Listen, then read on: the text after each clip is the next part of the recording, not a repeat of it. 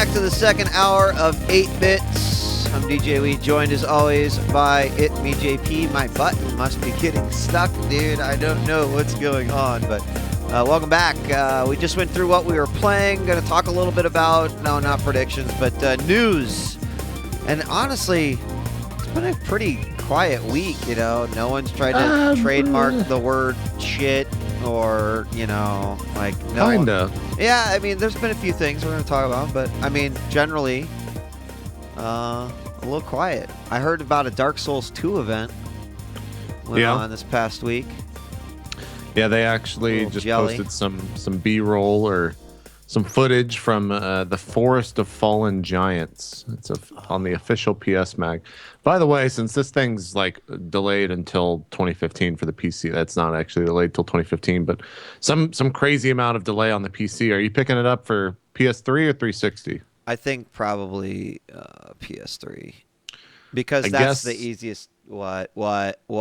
I guess I'm gonna do that. Oh, okay, yeah, because like it's just the easiest thing for me to stream. PS3. But you know what? I played Dark Souls on the PS. You know, I played all the Dark games on the PS3, so I might as well. I never played them on the PC, so. So yeah. Yeah, I guess I'll pick it up PS3. I'm going in, man. Yeah. If you want to watch footage of that, you can. I want to start with some. It's not really news, but it's just the February preview to Xbox Live Gold and PlayStation Plus. Because I think I think it's comical shit. So, if you're a PlayStation Plus member in February, you get Outlast for the PS4. Which by the way, everyone fucking for free, play that game. I bet it was amazing on the PS4 as well. You also get Metro Last Light for the PS3, Payday 2, Remember Me, and then Street Fighter Cross Tekken for PS Vita and Motor Nation Racers. I don't know what that is. But that's a pretty good package, right? I think that's pretty solid lineup. Apart from Remember Me and the two, actually no, Street Fighter Cross Tekken's probably a good game on the Vita. Mod Nation Racers, I don't actually know. Payday 2 and Metro Last Light, fantastic games. Yeah, Metro Last Light, fucking amazing game. I think this is is the European one and the EU one the same? Well, yeah, those are both Europe, so they would be the same, yeah. No, I'm sorry. I meant like I meant the games that they're. I was just rolling with what you said. The European one and the EU ones are the same. Yeah. Why can't I fucking find like what the hell? You gotta go to the PlayStation blog, I think. There you go. Jesus Christ. Well, this is why we have a document, and Here we go. Oh, okay. I will just use the Polygon one, I guess. Fuck it. Yeah. Okay. So yeah, fantastic games coming out for PlayStation Plus members in February. And then there's Xbox Live. Wheat,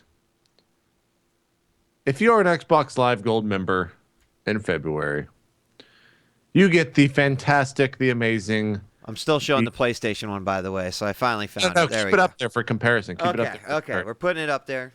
All right. You get the amazing game that is Dead Island for the Xbox 360, Wheat. Woo. Not only that, but you're also getting Toy Soldiers Cold War for the Xbox Arcade. Never heard of that one. So and that's it. Wheat. That's all. Wait. What about the 4th, 5th, 6th, and 7th title? No, it's only 2 titles. Wait, that's all you get. You get a 360 game and you get an arcade game. That's it.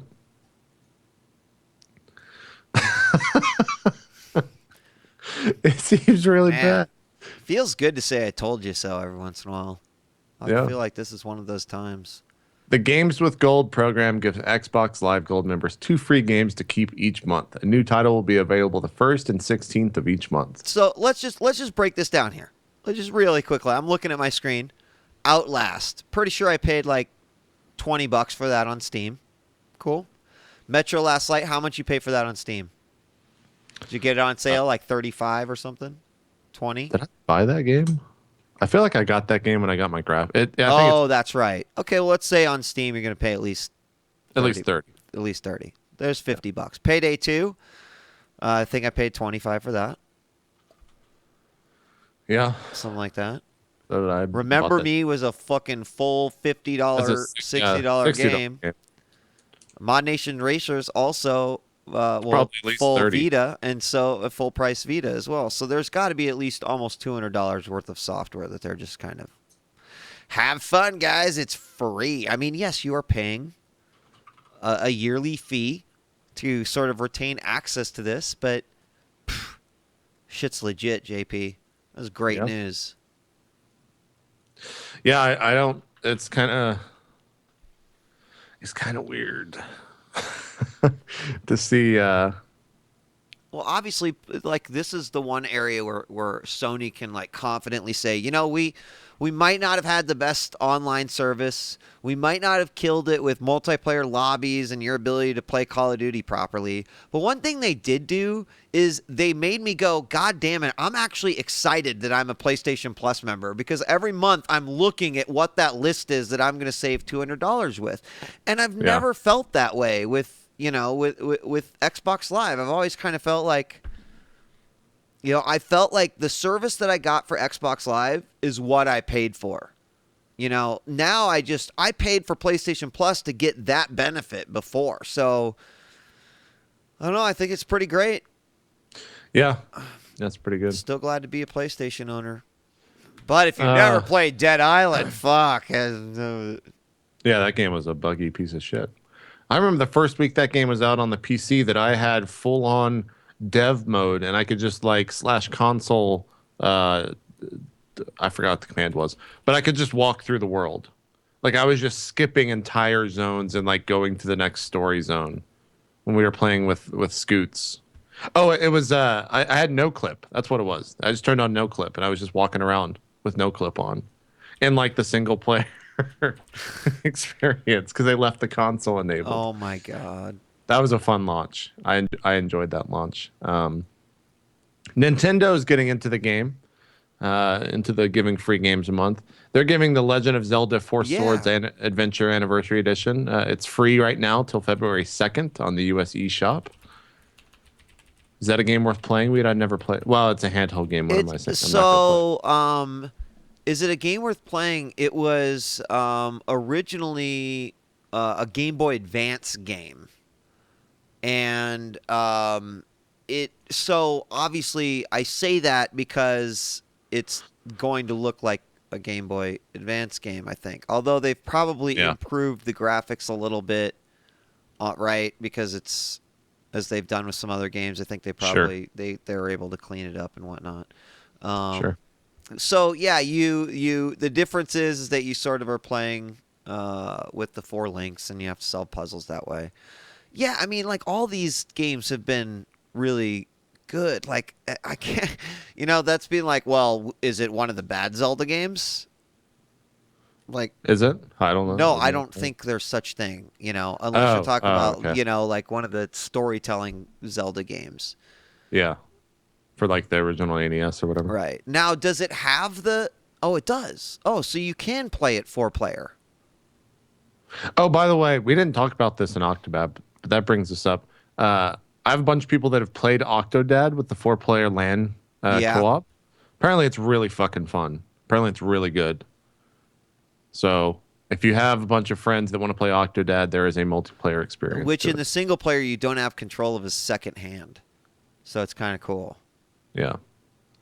Anyway, that's free. Go Nintendo. Cool.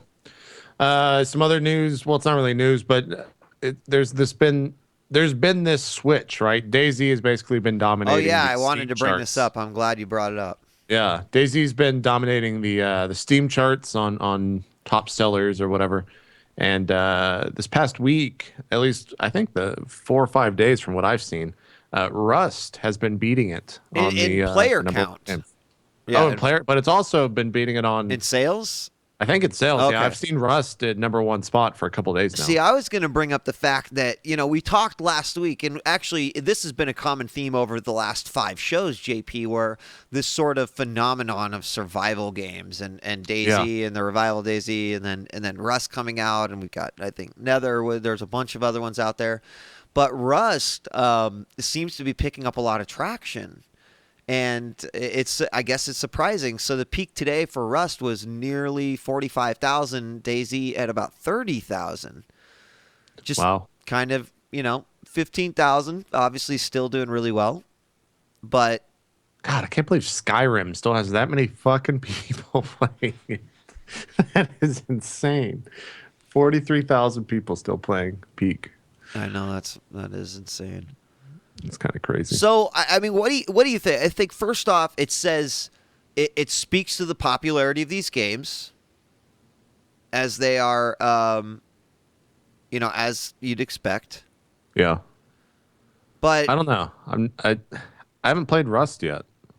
I know that there's no PvP in it, and I know that the social interaction is the fact that you can steal from people.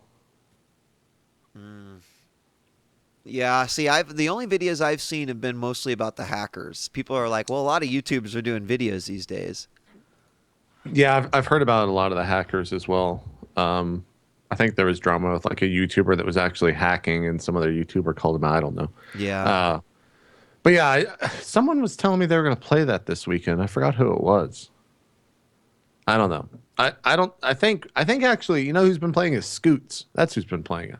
Oh yeah, Is it yeah, yeah. Scoots? That is right. I think so. Yeah, he's in Sochi right now for the Olympics, or however you pronounce that. So, fortunately, we don't have a Scoots line to call him and and talk to him about it. Yeah. But yeah, I don't know a lot about a lot. Oh, apparently PvP is in it. Apparently, it's huge. I did not know that. I thought it What was only in PvE. Rust? Yeah. Oh no, it is. Oh. It is.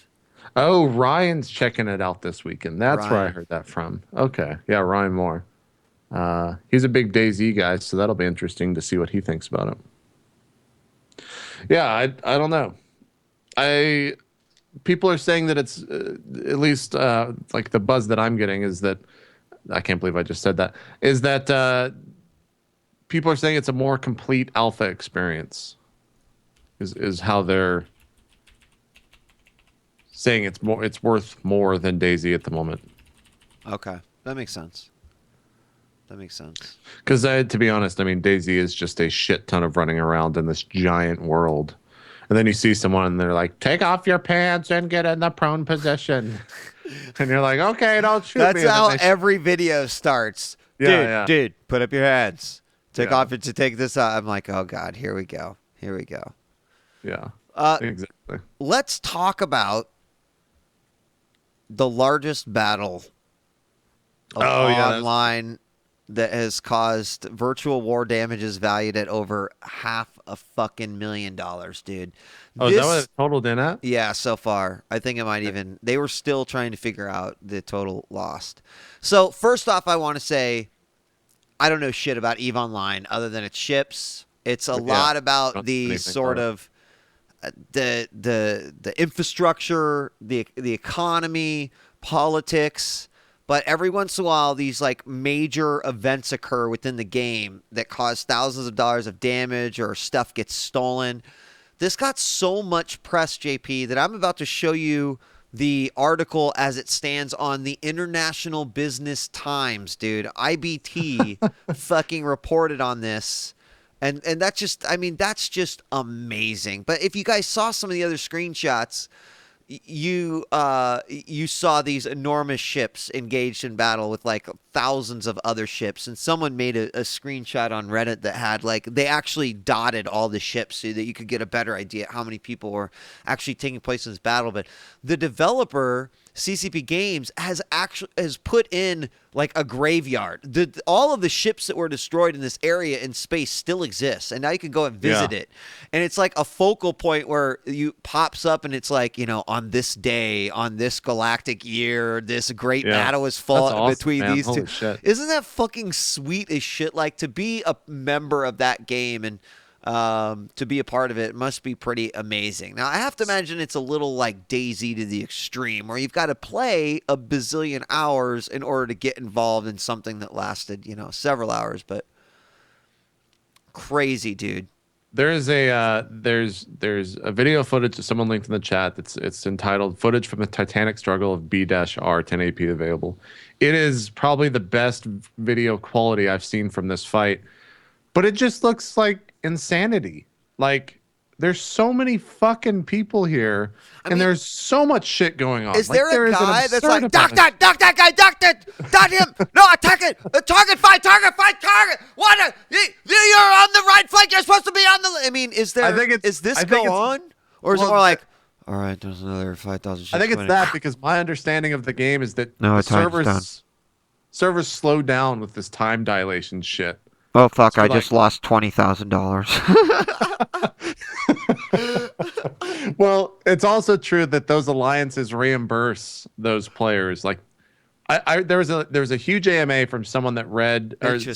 led the largest conglomerate, which I think was the Reddit conglomerate. I don't know the name of it, and he actually broke down what these conglomerate looks like and how many different like sections, and it's like a fucking city. Like this guy's like a mayor, and he has like 10 teams of like logistics who's responsible for like making sure that the It's like a mumble works. job. Yeah, making sure that the mumble works with 3,000 slots in it so that everyone can connect and listen. There's someone that's like managing the reimbursement. So like every single person in this war, their conglomerates or whatever they're called in this game, apparently is going to be reimbursing them for their ships that were lost. Like that is what one of these things that these conglomerates offer is reimbursement for when you fight for them. So like all of this stuff is apparently backed up, I guess, by these conglomerates. Now I don't know if that's true or not. There's also there was one of the divisions that he called spy and counterintelligence. So like he has spies that are in other Right. huge conglomerates, but then he also has spies within his own group that are there to get the spies from other conglomerates that are in his conglomerate. Like Wow. just crazy shit that is happening in this game on a daily basis that we'll never know about. And it has is truly it's, another world over there in EVE yeah. Online, which is amazing. I think it's incredible. Yeah. Yeah, the ships take 3 months to make in real time. I didn't. Is that just for the Titans? Tell us. I wouldn't be I'm surprised. not sure. I'm not sure. That game is so far beyond my realm of comprehension. Like, I will never play that game, but I will always respect it for what it is, and it's something where $500,000 worth of real money can be lost in a single fight, which is just fucking nuts. I know it just is. Nuts. It is. It's totally insane. And I think Steven was trying to play it actually, and I don't know if he's still trying to play it. I think he probably lasted a day, and then he realized he was like, "Well, fuck this game! Like, you don't actually do anything in this." It's like until like these fights happen.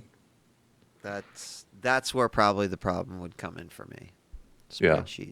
Spreadsheets. I think Maggie actually told me she played that game a lot, like a shit ton, and that she understands it. So maybe you can ask her if you have questions about. Any other major infos? We had all that Nintendo bullshit happen. That was kind of I was gonna see if there was anything else before I brought it up. Well, might as well jump to that and then open up the phone. So, like, are you talking about? God, there's so much shit. Fucking. Well, it's basically just Nintendo's. Everyone thinks that like Nintendo's dead from what they've been saying. Like the CEO like cut his earnings by like half. Right. There's a ton of other executives that cut their earnings by like 25% or some shit. Everyone thinks that like Nintendo's gonna die and all this crazy stuff, and people they've stated that they are looking at the mobile world, but they don't want to just jump in by putting a Mario game on mobiles and like right, which is really weird because they're like, they acknowledge that that's an area that they would like to expand in, but then JP they were like, but we're still going to be committed to not putting out shit on competitors' hardware. And then it's like, well, wait a second, like that doesn't make sense. But then they've sort of come back and said, well, we want to release apps that will drive people to Nintendo hardware. Right. And so, like, right. I get that. Give me a new Mario game or a new Zelda game, and then give me like a way to do something with my iOS, Android devices that might benefit me. But I don't. This seems all really really weird. I mean, we know that It they is weird. lost money, right? We know that the Wii U has done fucking totally shitty. Yeah, And those even though they numbers made are a actually out profit, there. what's that? Those numbers are actually out there in terms of what they earned in 2013 and 2014. 5.86 million Wii U units. Now, isn't there already almost been as many? There has been combined more PS4s and 360 or ones sold. Yeah, Yeah, that's for sure. 4.2. Sony had sold 4.2 in 3 months. So yes, they have. They have. Yep. You're looking at this Verge article, I assume. Yes, I am. Yeah, I don't know.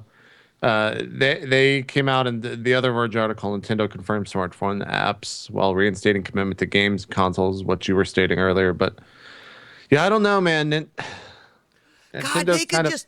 Do you realize, like, what? I well, mean, they've already said that they I think there was a statement saying that they have speculated they could earn 2.2 billion in the next 2 years. I think if they went mobile or created mobile games, I think is what it was.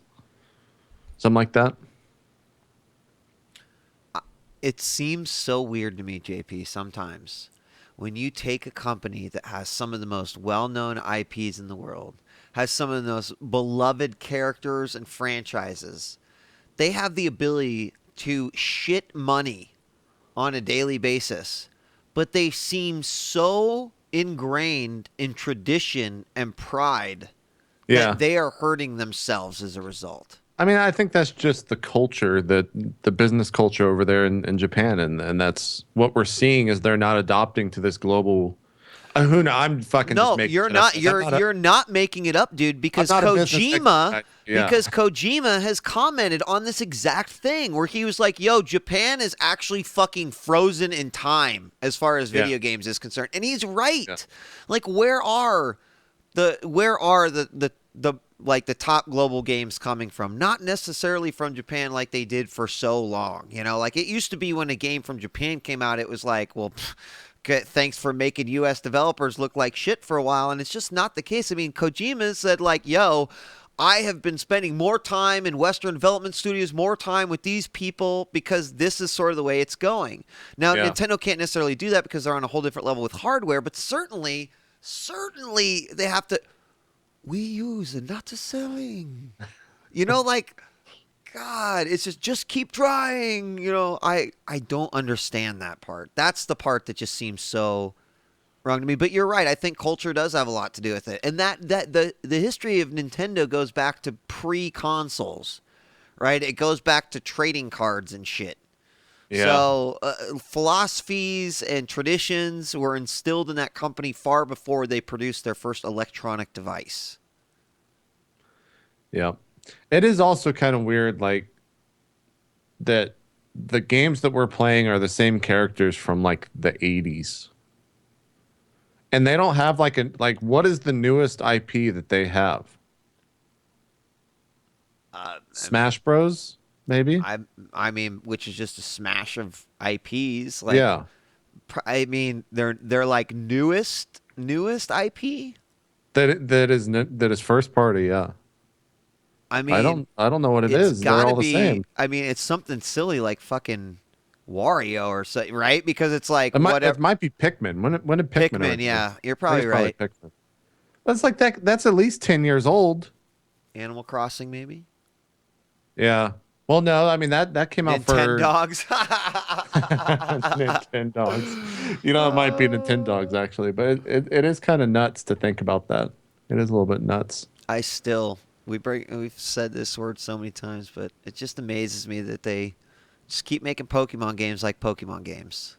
Well, You know? Pokemon games sell, but yeah. But I mean, like, if they made Pokemon Puzzles and Dragons for mobile, if they did think Oh about, yeah, can we yeah, make yeah. a Pokemon multiplayer game? Like, they're just like, it's the one time, like, they have an IP and you're just like, why the fuck aren't you shoving this down people's throats instead of just making the same game pretty much over and over? I don't know. But Nintendo's got to change, man. Don't you think? Like, they're the only ones that isn't Yeah. moving with the times. Yeah, pretty much. I don't know what I think Nintendo 2 years from now is either going to be someone so minuscule in the gaming world that we don't really, well, maybe 2 years is too soon.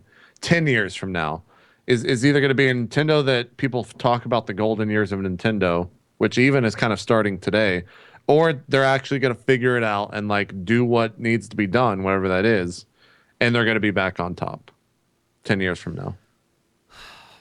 Well, I hope so. they At have least. everything they need, man. They just have to like sort of pants up and do it.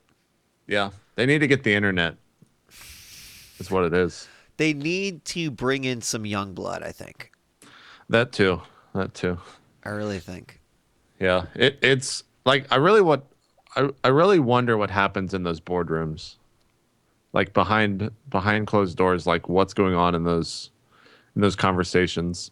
If it's like, guys, we need that new Zelda game like right now. We need it. We might even announce it before E3. We gotta get that hype back in our corner. Or if they're just like, all right, guys, we sold 2 Wii U's last week. Good job. Congrats to the team. Yeah, I don't know, man. I don't know. Maybe they should go back to making trading cards. Yeah. I mean, I'm not even trading cards, but like playing cards. That's what they originally. Maybe trading cards, big money over there, man.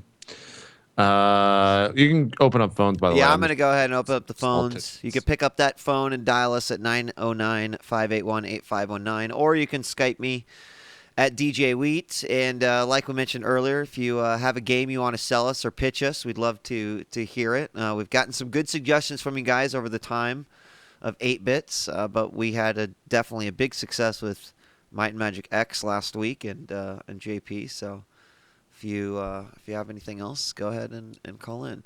I did also see one thing that I forgot to bring up when we were talking about PlayStation Plus as we wait for our first calls, and that is that they were saying that the PlayStation Plus subscription is like tripled or has like grown ridiculously. I don't want to say tripled. I want to make sure I have the right stats. What do you mean in terms of the amount of people that have bought it? Yes, subscriptions have like ballooned up. Let me see if I can find the article.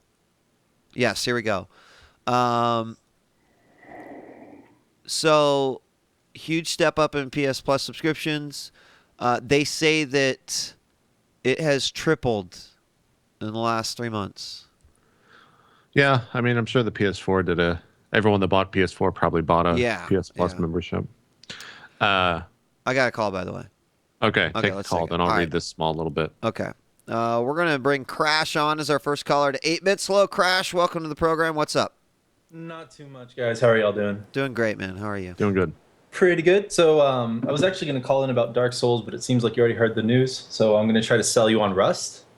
Okay. So, Well, actually, we did talk about Dark Souls. We knew there was like a special event. We've seen the new trailer. Have you heard any other information about it? I mean, I know that some streamers went to play the game. I'm just curious if people are like hooting and hollering. Maybe they haven't been able to say anything yet. So I know Vinny Caravella and Brad Shoemaker have been talking about it. They have this like sit down 1 hour thing where they're talking about their experiences with the game thus far. And I think it has some humor to it, but some things that they are really pointing out is it seems like this one's going to have a bit more story, which if you played, well, y'all did play Dark Souls 1, you see that like the way that you get story in that game is like by reading item descriptions in like really convoluted, strange ways. It seems like it's kind of more shoved in your face this time around, and all the characters are obviously different, which I'm sure you've heard of. Right. Did anyone cite that as a negative thing, or were they happy about that? No, I think they're happy about it.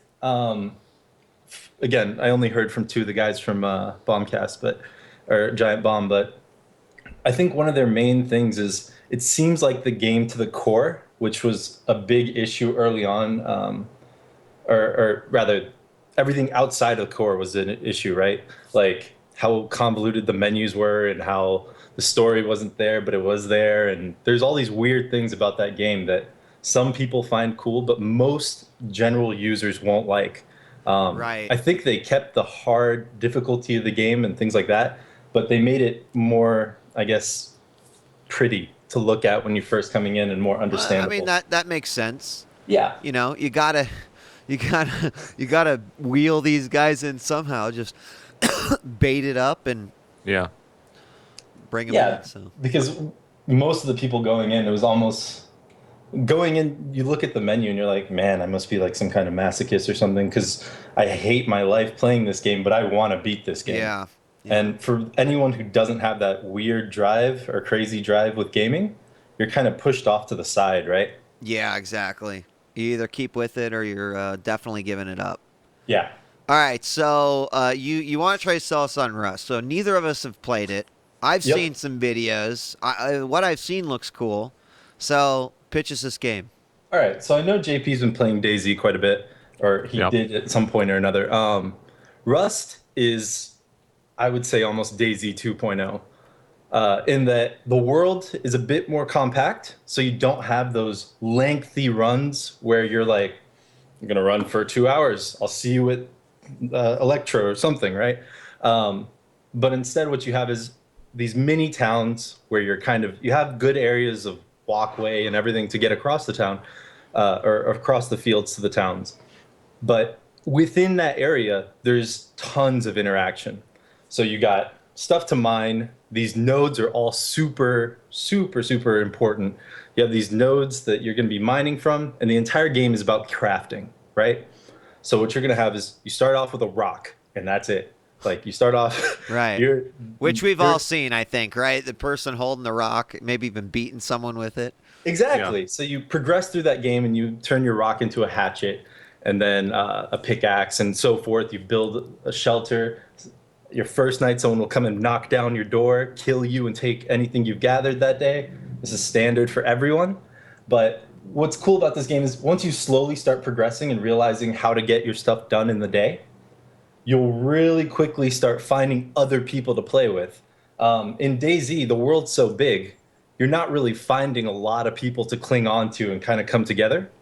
Whereas in Rust, after about 4 or 5 days, I had found like a group of like 12, 14 people. We made a gigantic fortress on the top of a mountain and like started making guns. And all of a sudden, the stuff that we were mining wasn't going to waste the other night whenever someone comes and kills your stuff. So Okay. I got questions. go for it. How do servers work then, right? I understand that it's protected by VAC, but I've also seen a lot of people talk about hackers and shit ruining the game. So explain to me how, like, if JP and I decide we want to start playing, how we're going to be protected, or how this gameplay experience isn't going to be fucking ruined. Sure. So one thing that most people that have been playing this game are starting to understand is stay off of the Valve servers. The ones, if you go to privately held servers, there's like, a cap of like 125 on the one that I play on. There's always an admin or two on. Like anytime I'm on, I'll just be like, admin? It's like 3 a.m. Yep, we're here. And you can really quickly report. They can port that person to them and find out, or they can port to him. And that way it kind of fixes it. Another issue was the hacking you were talking about where people automatically die. That was done by, I guess it was like fall damage. And they were doing like some kind of weird workaround where someone could hack, force you to take fall damage / suicide essentially. And once on private servers, they figured that out. They removed fall damage until they could patch a fix for it. So now it seems like it's fixed. Okay. So it might even, like, so I could, like, go somewhere and there's a server, I assume. Like, I could download a server and make my own server then? I would assume so. Yeah. It seems like you remember hosting for Counter-Strike servers, right? Yeah. Imagine the same thing, but the box has to be bigger. Okay. I think beyond those, just the way the game plays out, I think we had our little mini version of that Eve thing happen, where we've been setting up our fort and everything, and it essentially causes a sort of envy, and that's a real reaction. So it's like we have our fort and it's big and it's strong, but all of a sudden there's 2 or 3 groups that are like, these guys have been like making guns. So they actually, 2 or 3 of these other groups that could have killed each other and taken each other's guns, grouped up and started attacking us at like the I guess when the sun was going down. So it kind of had a weird effect to it. But we're in here like at night shooting all this stuff, just losing people, losing guns, everything's going crazy. And we don't experience that so much in DayZ because you die and you're ported off to God knows where, and you lost everything. In this, there's I guess, a really nice added feature in which you can put down a sleeping bag, and if you die, you'll port back to that sleeping bag. Gotcha. So Kind of whenever you like a make your bed in shelter, Minecraft. Okay. so whenever you make your shelter, even though you'll lose your gear when you die, you'll port back to your shelter, in which, I mean, you have chests and you have other, like, 2 or 3 sets of guns late game, right? So it does seem really, really nice in that way. And I haven't died to a ladder, so Yeah.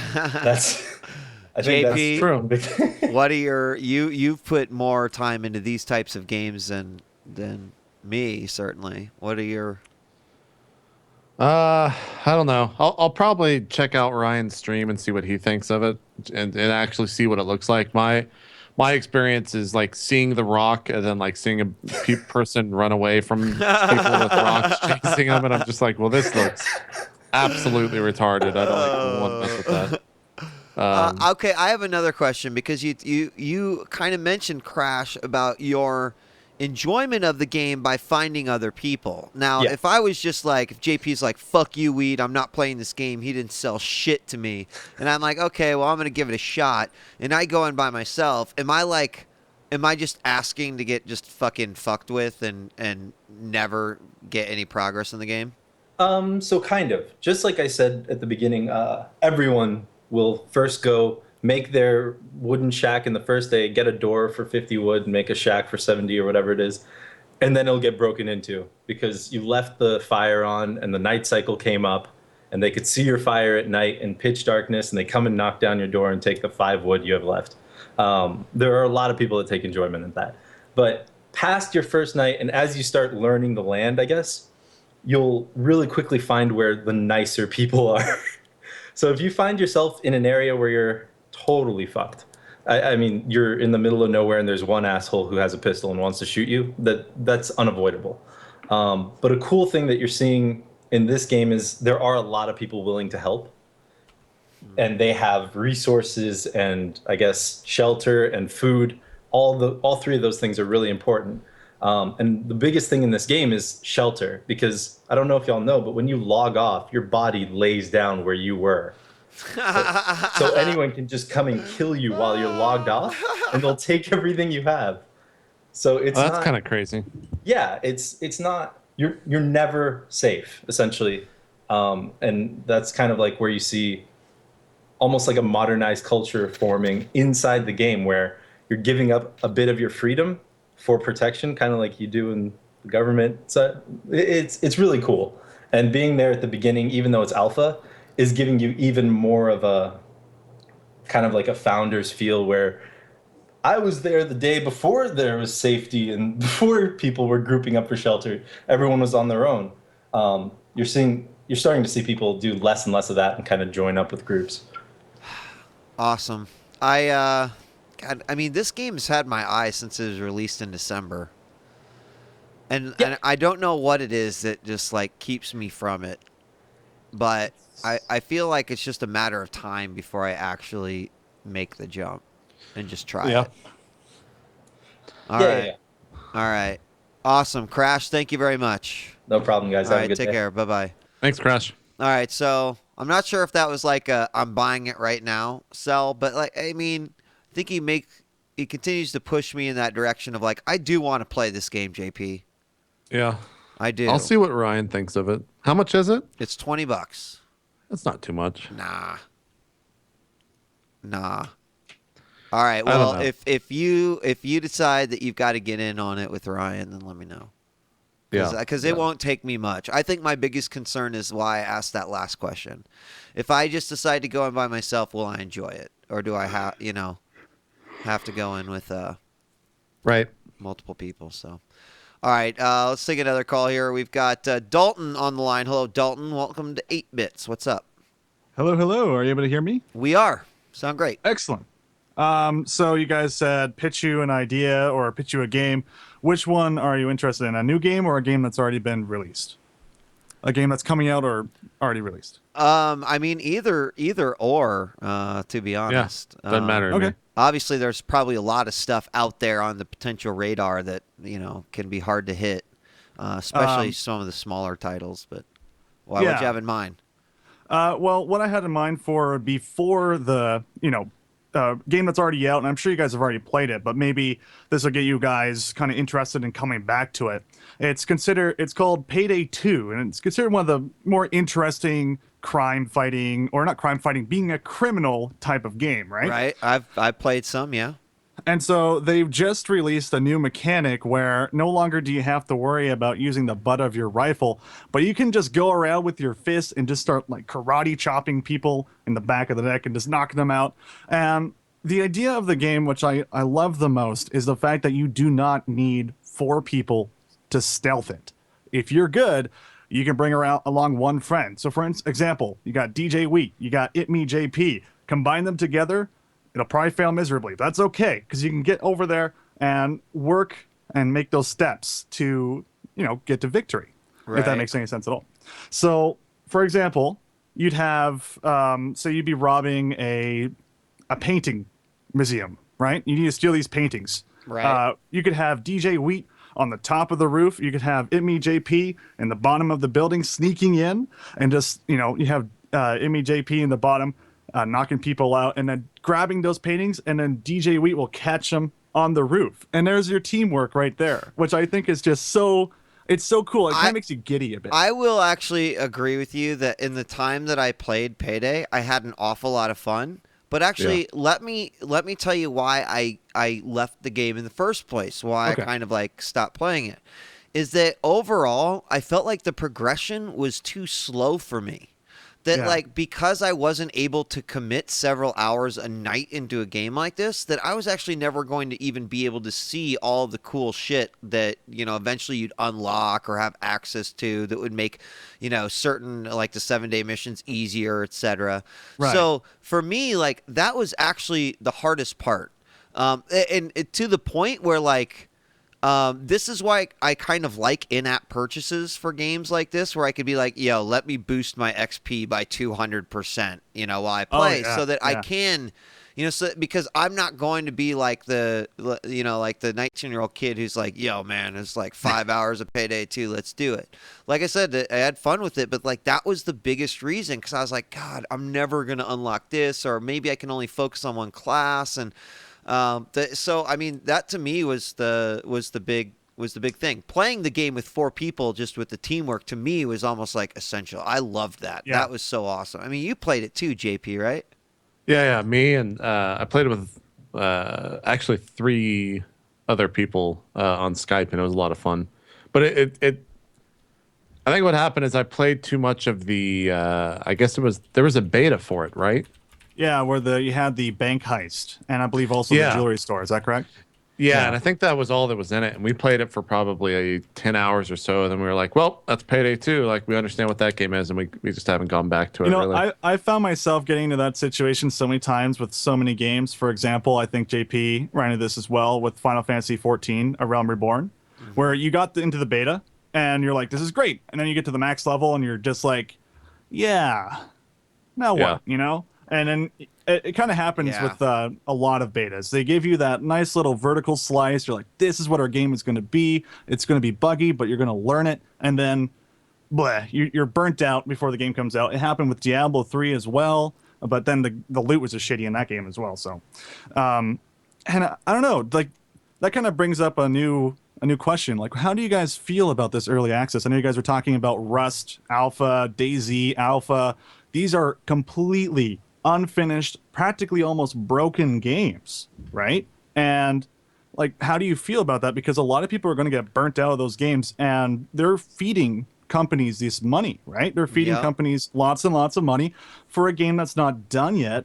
It's like, do these developers have a reason to finish the game? Like, of course they do, to help the fans be satisfied. Yeah, I'm gonna stop you there just a little bit, Dalton, because we've actually talked about this a lot over the last couple of weeks on the show. And actually, I mean, my thoughts certainly haven't changed that much, but I'm definitely in the boat of like, you just have to be wary, because there's a part of me that's like really appreciative that I get the opportunity. I think a great example is like Wasteland, because I recently got to spend some time with an exile, and I was thinking a lot about this, since we've talked about it here and some of the points that JP made, and I was like, Wasteland was like the perfect early access experience for me, because the game wasn't done. it's not like I experienced a buggy start to finish game. But what I did is I got a nice taste for what I'm going to get when the full game comes out. And so for that, it was really easy for me to be like, okay, I'm not going to play anymore. This is like a perfect stopping point. Yes, I could play a few more levels in the early access beta, but this game's coming out. It's already in good shape now. I can't wait to play it. Boom. I gave them my money early on. I helped with the production of this game and the development of this game. But I know I'm going to really enjoy the finished product. So it becomes a little bit different for me when I do play a game like DayZ or like Rust, where, I can have fun. I'm almost making up my own adventures as I go along. But how long will that last? If the game's better when it comes out, then wouldn't I want to spend that time when the game's polished and do it that way? So it always comes down to like the game itself. And I just have to look like, I might be more willing to go into Kickstarter or an early access game for something like Wasteland that has like a start to finish story that they give to me early and I get to look and enjoy and check out, and then play the full game later on. But I don't, JP, I'm sure you haven't changed your mind over the last couple of weeks either, but if you have anything. No, I mean, it's still the same stuff that I've said in the past. Yeah. So, hasn't changed much. Yep. All right. Dalton? I secretly didn't watch last week, so I'm sorry. No, that's okay. That's okay. No problem, we man. did chat about it quite a bit, though. It's good. It's a good discussion piece, and I'm sure we're going to continue to talk about it because, companies are going to fuck up, soon. And companies are going to be really successful with it. So we're going to see them all. So yeah, wonderful. If you're kicking me off, that's cool. I was going to talk about Thief right after. Sure. Actually, go ahead. Talk about that. No one's queued up for a call, so go ahead. Oh, okay, wonderful. Let me know and then kick me right off. All right. Okay. So Thief, obviously being made by Eidos Montreal at the moment, and the way that they're going about the game initially was a little bit scary, right? You were going into it thinking like, oh, okay, this is all just murder. They're making it Dishonored, which Dishonored is ironically based off Thief, right? So it kind of throws you off and throws you into the loop. But from what I've seen of the game, it's just so interesting to be in this dark, mysterious world where you have these magical powers, and again, it's like Dishonored, but you have these ways of traversing the field, and it's all due to the arrows, where, for example, you have the arrow that shoots out and then there's a rope down from it, right? Right. And that is so cool, being able to change your pathing as opposed to having this, flash ability that you can blink from one side to another. You're physically seeing this item that you're putting into the world, and you are crafting your own unique path. Yeah, in what I've seen, that is all actually really, really cool. Yeah. My biggest scare is that it's just going to be too stealthy. Yeah. Right. Are you guys against a lot of stealth games like Blacklist and you got your Splinter Cell, the Chaos Theories kind of stuff? I'm not against them because I know that there are people that really enjoy those styles of games. You guys just don't enjoy them, not like you hate them. Oh, I wouldn't even say you guys. I think I'm speaking for myself here. JP's. Okay. I mean, I don't know. I'm just like, I really don't like stealth games. However, if it's anything like Dishonored in that regard, then that one you could sort of pick and choose. Yeah. Do I just fucking go apeshit on everyone, or do I take that stealthy approach? If the game gives me this opportunity, then I would definitely be more, I think, excited about it. What's your level of interest in this game, JP? Because I just have this feeling that this would kind of be something right up your alley. Am I way off? My interest in it right now is that I know next to nothing about the game. That just because I haven't cared, like I played the other Thieves and the old ones, and I wasn't that interested in those. I did play through Dishonored, and I played it through on a no-kill run or whatever, where I didn't kill a single person. And so I am interested in that type of stealth. And I might actually check this out because it's good. The thing is that it's coming out towards the end of February, so I feel like it's going to be one of those games where I start and then March hits and like all of these better games come out, and I just never finish it. Yeah. But I think it comes out is it 22nd or 27th? Do you know, caller? Unfortunately, I don't know. I actually did a whole video. 25th. That's what I'm reading off my old notes from like 2 months ago. So I'm cheating. Maybe I'll check it out. I'm unsure. Like, yeah, it's just the interesting. interesting. the interesting thing I really enjoyed about like all the interviews with people like Anthony Carboni, just in talking to the developers and learning about the game, is the fact that it seems to be very true to the original title. Or even just Thief Deadly Shadows, which, if you upgrade it with a texture pack, it looks actually pretty good. Like, you can knock out pretty much all the guards. Initially, that's how you play the game to get around the levels. You go around, you have your I forget the name of it's a cudgel, so you hit them on the back of the head, they get knocked out, you carry them, move them somewhere else out of the light. And it seems to be very similar to that style of gameplay. I mean, that was pretty much Thief 1 as I remember it. And yeah. I don't think I made it past the first stage in that game. I was like, it is yo, man, hard. what? When do I shoot motherfuckers in this game? So anyway, I know that's just me, but there's a lot of people that are super hyped for this game. Yeah. Graphically, I'm looking through these screenshots as we're chatting, and the game definitely looks cool. It looks like it has a lot of like awesome opportunities for some really sweet lighting effects and some demonstrations as far as that's concerned. But all right, well, hey man, thank you very much for your call. We appreciate it. No problem. Right. Take it easy, guys, and have a good day. You too. Bye bye. You too, man. Bye.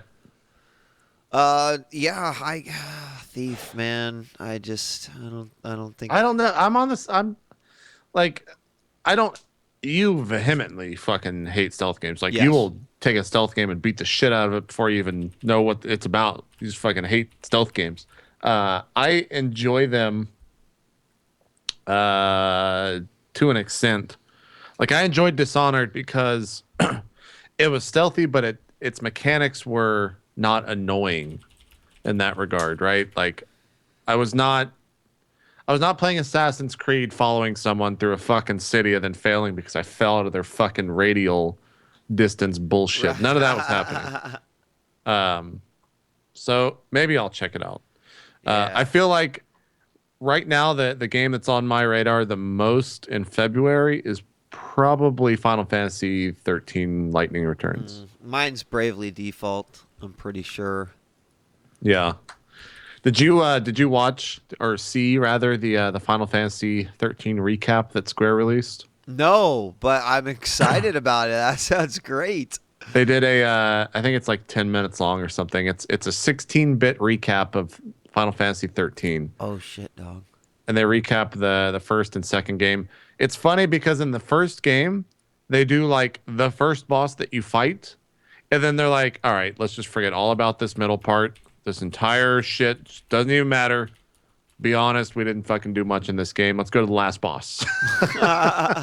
Like, they skip over so much in that game. I think they show like one or two other major plot points, but it was pretty funny. And then I didn't play X2 or 13-2. And they talk about that a little bit, and I just maybe even more disinterested in 13-2. What a terrible fucking game that was. But their Lightning Returns, I'm kind of excited for, I guess. I just read that Earth Defense Force 2025 comes out in February. Yeah. Have you ever played that? I've seen it played a lot, actually. Sean's actually a huge Earth Defense Force fan. Dude, it's coming out on PC, man. Yeah? Is it going to have multiplayer? It looks like there's 4-player co-op here, and basically the premise is you just blow the fuck out of fucking bugs, man, and it's awesome. Yeah, we should play that. If that's true. Holy shit, it looks like it comes on 14? 18? I don't know. Yeah. Awesome, I am. $50. It's $50? Yeah. That's expensive. Oh, I'm sorry. $44. Well, you saw me there. Oh, but let me. I don't know if it comes out the same. Wait. It's already out on PC? Is that true? No, that's a different one. That's Insect Armageddon. That was released 2 years ago. They don't even have it on here, so I don't know. Huh. Well, we'll play that when it comes out. Might not. But yeah, February's going to be as we're here on the last day of January. January is a shit month for video games. Always. It was that recap month where I reignited the flame that is Dota 2 and CS:GO and all this nonsense. Good way to put it, man. Mostly played D&D the entire month, or tabletop games. But January is that first month where we actually get to see some new games. Granted, they are still on old hardware, And then March, we actually get to see new games on new hardware. And I'm not kidding, Wheat, when I say that my PS4 and my Xbox One sitting next to each other are covered in dust. Like there is a thick layer of dust on the top of these machines that is grossing me out. I've powered As on the days PS4 a progress. couple times. The Xbox One hasn't been as lucky. Well, it has. I played some Dead Rising 3 on it, but I accidentally turned on my Xbox One like 3 times in the past 3 months. on accident. Yeah, 'cause I just said like Xbox One. Xbox. Oh, wait, Yeah, shit. I just said like Xbox on. Hopefully it doesn't turn on. That's funny. Yeah, we're good. All right, let's we can wrap the day, our 22nd episode of 8 Bits. JP, you want to kick us off? What is today? Friday? I don't know if I'm going to be streaming much tonight. I'm enjoying playing games with friends off stream. As weird as that sounds, those friends typically stream. So if you want You just to see kind me of play, streaming, but you're not streaming. yeah. If you want to see me play games with friends through other people's streams, you can check out Twitch. I'll probably play Dota 2 with Wheat sometime this weekend, so you can check out his stream. I'll probably play CSGO with Caitlin sometime this weekend, so you can check out her stream. And I'll probably play DayZ with Ryan sometime this weekend, so you can check out his stream at twitch.tv/RyuZilla, twitch.tv/Caitlin for her stream. But apart from that, we've got Roleplay R&D tomorrow at 4 EST. I think we're going 4 hours again tomorrow. We're jumping into the dungeon. You can find out all the VODs, whatnot on my YouTube. And Sunday is the Super Bowl, so that means I'm not going to be watching sports. I'll probably watch the commercials later. I'll be streaming Super Bowl Sunday. Yeah, we're not doing D&D on Sunday, so kind of just looking forward to actually sleeping without an alarm clock this weekend. I'm gonna do the opposite. I'm just gonna stream all weekend probably, other than obviously R&D. So I've got some Dodo. I'll probably try out that Strike Vector a little bit one of these days, and if I can get my Banner Saga working, I'd still like to get into that a little bit. Oh yeah, I need to still play Might and Magic. Maybe I'll play that tomorrow and stream it or something. Ooh, yeah. I've I might been actually very watch spotty with streaming that. Like the first time I streamed the game, I was like level 5, and people were like, "What is this game? How far are you in it?" And I was like explaining it, and now I'm like level 20, so the game's completely different. Right. Yeah, that happened to me a little bit in Heroes of Might and Magic because I like streamed a bunch of it offline. They're like, "Wait, I thought you were attacking the wolf people, Yeah, and now there's demons and stuff." What? There's this weird thing that happens, and I'm sure you can relate with streamers, is that when you play a game, you actually feel guilty for playing a game off stream.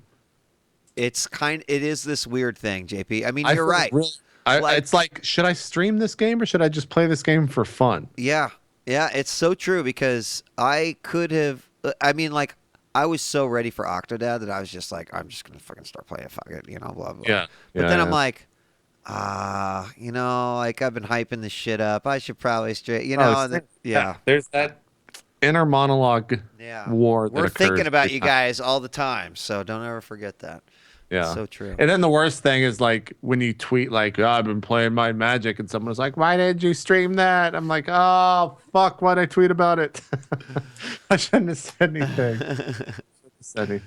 Awesome. I'll be streaming it sometime. You know where to find it because you're watching it now. And on Sunday, Rigged Sunday. So thank you guys for tuning in for another episode of 8 Bits. Join us tomorrow for Roleplay R&D. It's 2 p.m. EST? 4 p.m. EST. 4 Steven tweeted correctly, yeah. He tweeted it incorrectly? Yeah, I already lambasted him on. Okay. All right. 4 p.m. EST. I better put that in better make sure the schedule's updated. But anyway, thanks for joining us another week, and we will see you next time. It's been a blast. We're out of here. Peace. Bye-bye.